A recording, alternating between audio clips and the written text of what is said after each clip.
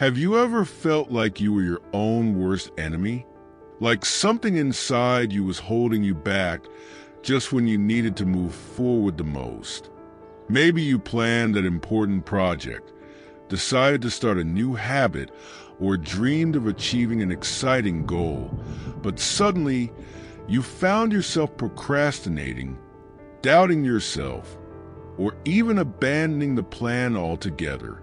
You're not alone. This internal struggle is more common than you think, and it has a name: self-sabotage.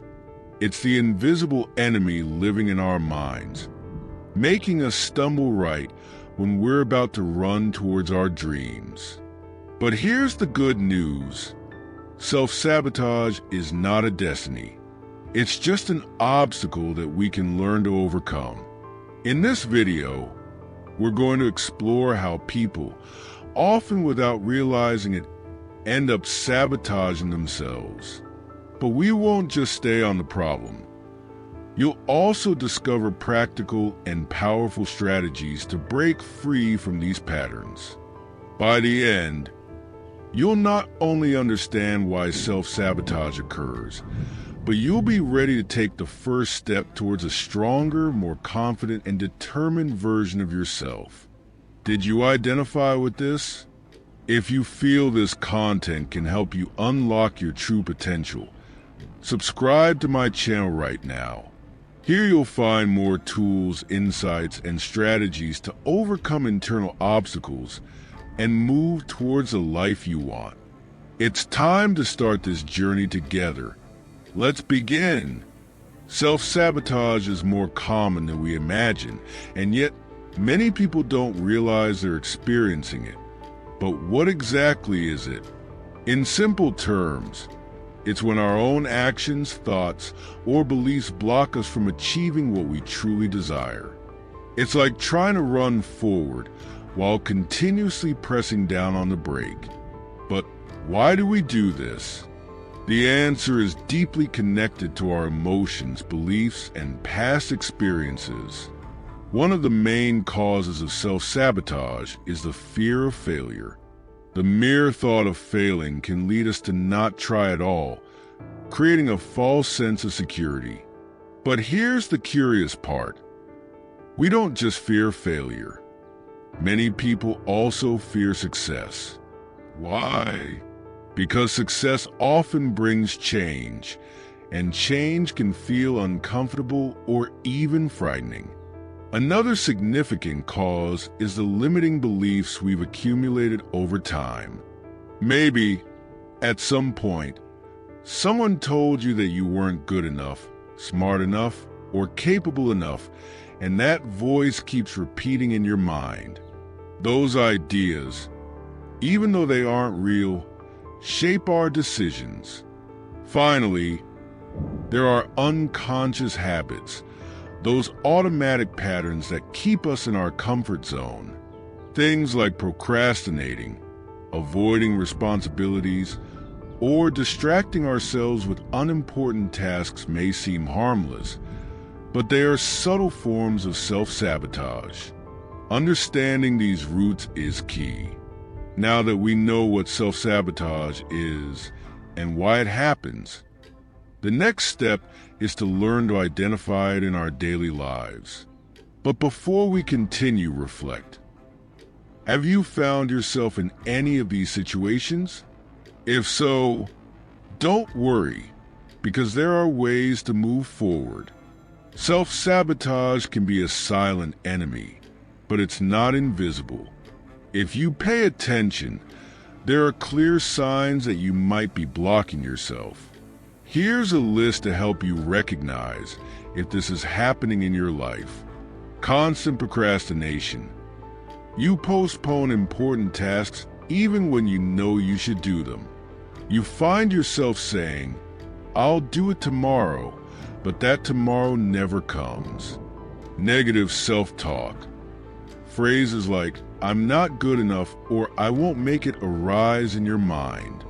These words not only affect your self-esteem, but also shape your actions.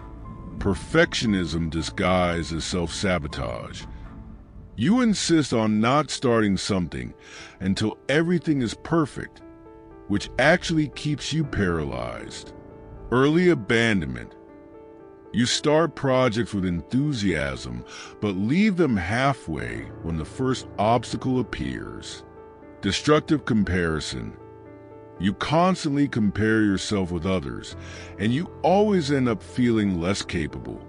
To make it more practical, think of an important goal you have right now. What's stopping you from moving forward? Take a moment to reflect. Is it really something external, or are your own thoughts and actions creating this blockage?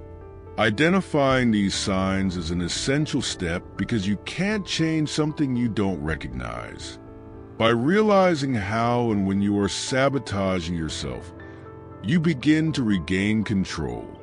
But don't worry, self-sabotage is not something you have to face alone. In the next chapter, we will explore practical strategies to help you overcome these barriers and move confidently towards your goals. Identifying self-sabotage is just the first step. Now it's time to act. Freeing yourself from these patterns doesn't happen overnight, but with the right strategies, you can start transforming your mindset and habits today. Here are 4 practical steps to overcome self-sabotage. Change your self-talk. The words you tell yourself have a powerful impact on how you feel and act. If you constantly repeat phrases like, "I'm not good enough," these become a self-fulfilling prophecy. Change those words to affirmations that reinforce your ability. For example, instead of saying, "I'll never achieve this," say, "I'm learning and progressing every day." Replace, "I can't do it," with, "What can I do now to get closer to my goals?" Change isn't automatic, but the more you practice this new self-talk, the more natural it will become. Use the power of small steps. One reason we sabotage ourselves is because we see our goals as impossible mountains to climb. Instead of focusing on the summit, break it down into small, achievable steps. For example, if you want to write a book, start by writing 1 page a day. If your goal is to get in shape, start with 10-minute walks a day. Celebrating these small achievements generates positive momentum that motivates you to keep going. Surround yourself with positive people. Your environment plays a crucial role in your mindset. If you're surrounded by people who constantly criticize or belittle your efforts, it will be harder to stay focused and motivated. Look for a support group, a mentor, or even friends who share your goals and values. These people can offer you a more positive and encouraging perspective when you face challenges. For example, if you're working on personal development, joining a learning or growth community can be a great boost. You can also share your goals with someone you trust, which will help you stay accountable and focused. Learn to fail consciously. The fear of failure is one of the biggest triggers of self-sabotage. But here's the truth. Failing is part of the growth process.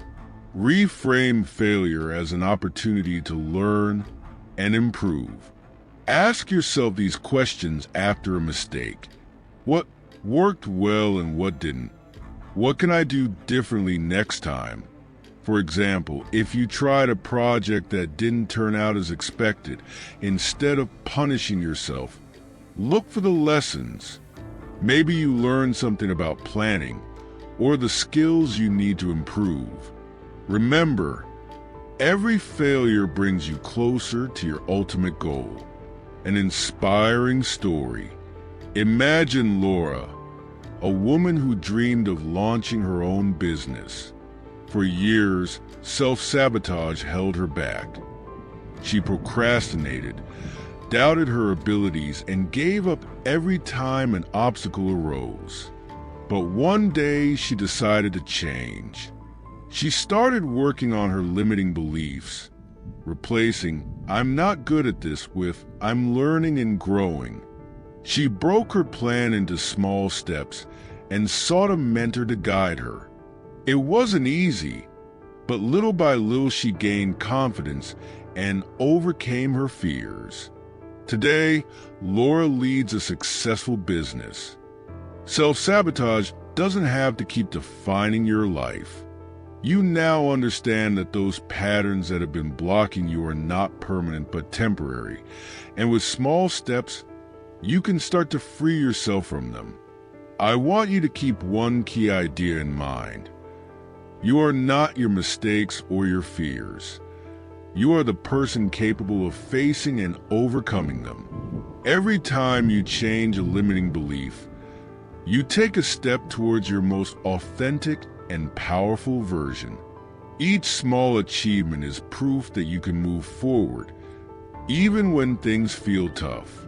Today is the day to start. Reflect on a goal that deeply matters to you. What small step can you take right now to get closer to it? No matter how simple it is, doing it is what will get you out of stagnation. If this video helped you understand how to overcome self-sabotage, don't forget to like it and subscribe to the channel. That way, you won't miss more content that helps you unlock your potential and achieve your goals. And now, I want to hear from you. What small step are you going to take today to overcome self-sabotage? Leave it in the comments.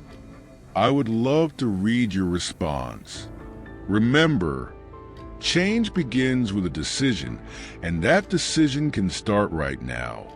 See you in the next video.